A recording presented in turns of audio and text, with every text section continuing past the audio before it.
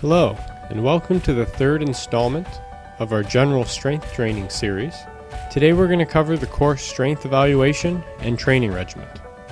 Just as before, with our upper body strength evaluation and programming, it's not apparently obvious why working on the core will improve our performance as runners and ski mountaineers. But core strength is another aspect of general strength that plays a critical role in supporting locomotion in these sports, as well as any aspect of our everyday lives. As such, this training regimen is appropriate for anyone. Our core serves its function in these sports by stabilizing the pelvis, spine, and shoulders so that our arms and legs can perform their propulsive functions most effectively. The stability of the pelvis is especially critical because it supports the bulk of our body weight, providing an anchor point for our legs and providing a base of support for our spine. Many running injuries can arise from weakness or imbalance in core muscles. Most of these muscles are attached directly to the pelvis. However, due to the general nature of this core strength training, it's often overlooked by endurance athletes as unimportant. These core muscles, naturally endowed with slow twitch muscle fibers, are built for endurance, so increasing their strength even a small amount can make a big difference for an athlete. As you may imagine, for both runners and skiing, effective arm swings and pulling technique can cause counter-rotation in the shoulders relative to the hips, which cause a twist along the spine. If the core is not able to transfer this energy effectively from the upper to the lower body, you'll be losing power. As such, by training our core, we can improve our performance. As usual in this series, we will begin with an evaluation of our strength and then move on to appropriate programming based on the results of our evaluations. We will begin our general core strength evaluation with a plank assessment. This evaluation tests the strength of the transverse muscles in your abdomen. These are the most important core stabilization muscles. Get into the plank position with your weight on your toes and forearms, elbows directly below your shoulders with a neutral spine.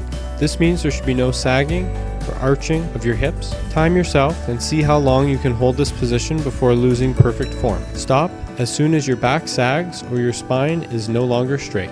If you can only hold this plank position for less than 30 seconds, you should move on to stage 1. If you can hold the plank position for 30 seconds to 1 minute while maintaining good form, you'll move on to stage 2 core training. If you can hold this position for longer than 1 minute, you're ready to move on to stage 3.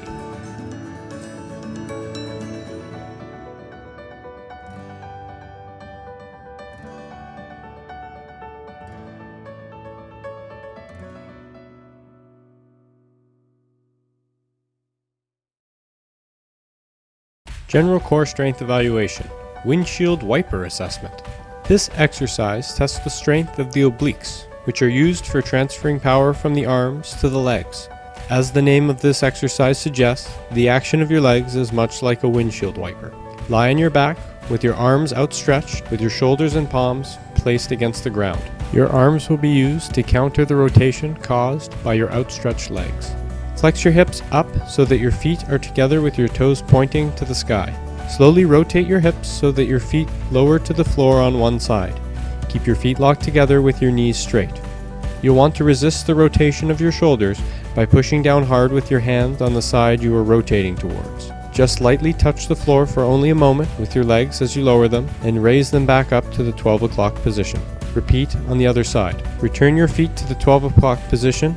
Do this slowly and with control, keeping perfect form. If you cannot manage this exercise with straight legs, then bend at 90 degrees at the knee so that your shins are parallel with the ground. Go through the same rotation.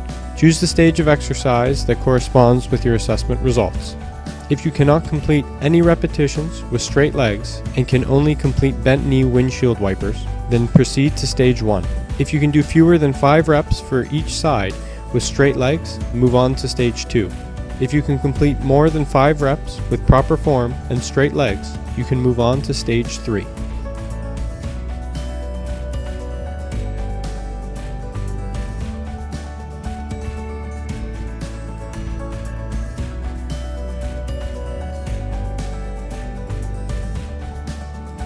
Stage 1 Core Strength Program. Knee planks. If you find yourself really struggling with either or both of the exercises, you need to develop more core strength. There's a good chance that you're simply unable to activate these core muscles effectively. To learn how to do this, you need practice. If you can't do these simple exercises, you will not be able to effectively use those muscles in your particular sport. We'll begin with planks from the knees. Do 6 sets of 15-second holds or until you lose form. Rest for 1 minute between sets.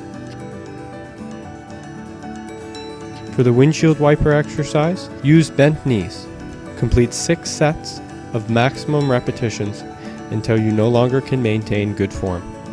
Rest 1 minute between these sets.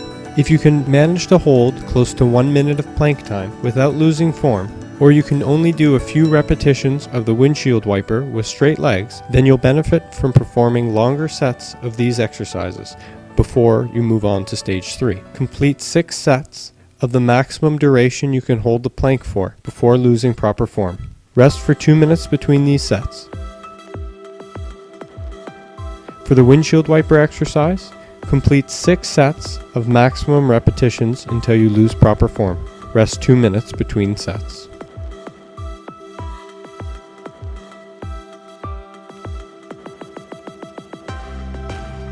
For stage 3, we need to get a little creative and find ways of adding weight or increasing the difficulty of these exercises. These exercises are not all-encompassing for developing further core strength, but they're a good place to start. We'll begin by doing a weighted plank.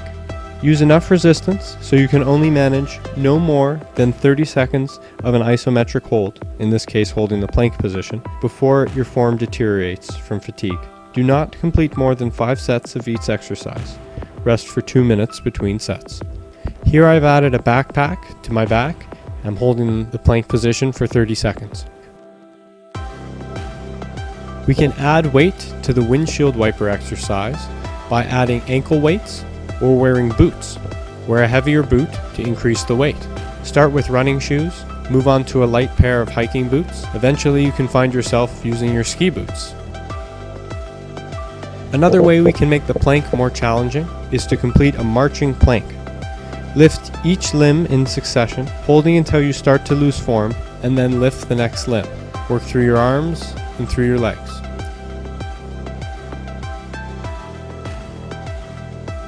Another exercise we can try to increase our core strength is the kayaker. Sit seated on the floor with your feet off the ground and use a heavy weight. Rotate to touch the weight to the floor on each side. 1 touch on each side is 1 repetition. Use enough resistance so that you can only manage 10 repetitions per side.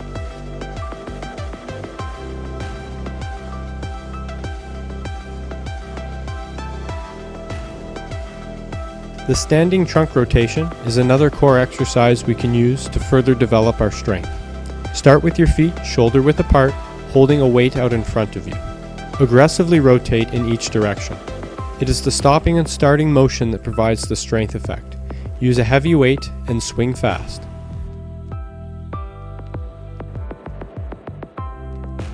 Another exercise that I've come across is called the snow shoveler. This is particularly relevant to those of us who do winter camping, as we often have to shovel out snow to build our camps. Start with 2 hands on the weight, down on one side of your ankle. Then thrust the weight up across your body, up above your shoulders. Watch the weight as it goes from the ground all the way up. Repeat on each side for a total of no more than 10 repetitions. This is also a bit of a cardio workout if you do it really fast and effectively.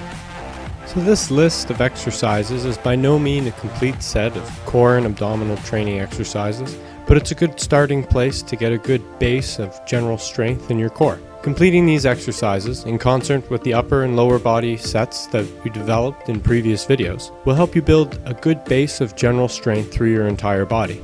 Again, these are not all-encompassing exercises that will target every muscle in your body, but it's going to give you the general strength you need to move forward with more specific training. My next video will cover adding all these together into one exercise set, starting with the core exercises, moving on to alternating between upper and lower body exercises. After we've completed that and built sufficient strength in the general sense, we can move on to specialized training that targets specific muscles and motions that are specific to the sport that we're training for. These exercises, along with the well-developed base of strength that we've built from completing these general exercises, will help us improve our performance and reach our goals.